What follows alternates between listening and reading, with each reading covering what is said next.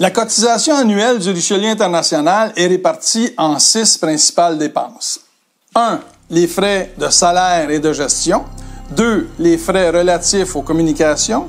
3. Le loyer et autres frais connexes. 4. Les assurances et honoraires professionnels. 5. Les frais de déplacement. Et 6. Les frais pour les conseillers ou agents de liaison. Au numéro 1. Les frais de salaire et de gestion comprennent le salaire de l'adjointe administrative au siège social et l'entreprise de gestion qui supporte notre mouvement, incluant la direction aux opérations, la direction financière et le secrétariat. Deuxièmement, les frais relatifs aux communications incluent les tarifs de l'agence qui voit la production des bulletins, des infolettes, des publications sur Facebook, la papeterie, les différents outils électroniques, les pages web, de même que la production de Vie Richelieu et des autres textes et présentations visuelles et écrites qui sont ponctuelles, comme les capsules, la publicité et la promotion du Richelieu International.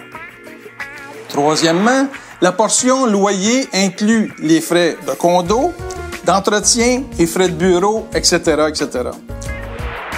Le quatrième élément nous réfère aux assurances ainsi qu'aux frais et honoraires professionnels comprenant les frais d'avocat, particulièrement pour le renouvellement du logo et le maintien de notre marque de commerce. Cinquièmement, les frais de déplacement comprenant tous les déplacements des administrateurs et des gestionnaires lors de leurs fonctions officielles. Finalement, sixièmement, les frais relatifs aux conseillers ou maintenant appelés aux agents de liaison qui assurent le lien entre le Richelieu International et les clubs des différentes régions. Vous remarquerez que le congrès annuel n'est pas inclus dans le calcul car il devrait s'autofinancer à chaque année et ne fait pas partie des dépenses reliées à la cotisation annuelle. Nous nous sommes permis de mettre en comparaison les budgets de l'année 2015, qui a été une année hybride entre le fonctionnement antérieur, avec direction générale, directeur administratif et services aux membres, et la nouvelle formule avec les services des gestionnaires de SPG.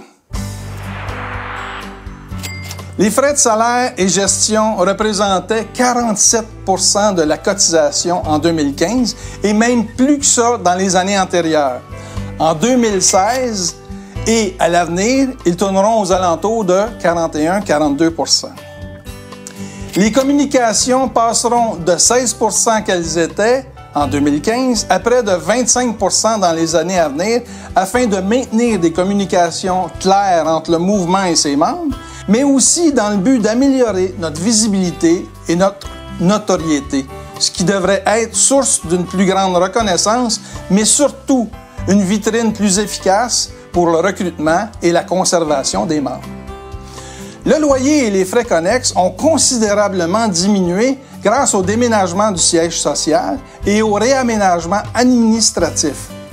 Ainsi, de 6,5% de la cotisation, le loyer passe à 3%. Les sommes économisées sont dorénavant investies dans les services aux membres. Les assurances et honoraires professionnels qui avaient vu leurs factures grimper de façon substantielle à près de 12% de la cotisation seront ramenés à environ 6% de celle-ci.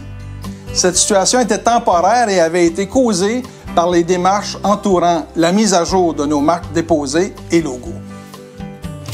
Les déplacements du conseil d'administration et des gestionnaires dans le cadre de leurs fonctions se maintiendront sensiblement entre 8 et 9% du prix de la cotisation. Il faudra se rappeler que dans les années antérieures, on a eu jusqu'à 20 et 25% de la valeur de la cotisation. Finalement, les frais relatifs aux conseillers ou agents de liaison demeureront les mêmes et représenteront environ 16 à 17% de la cotisation annuelle.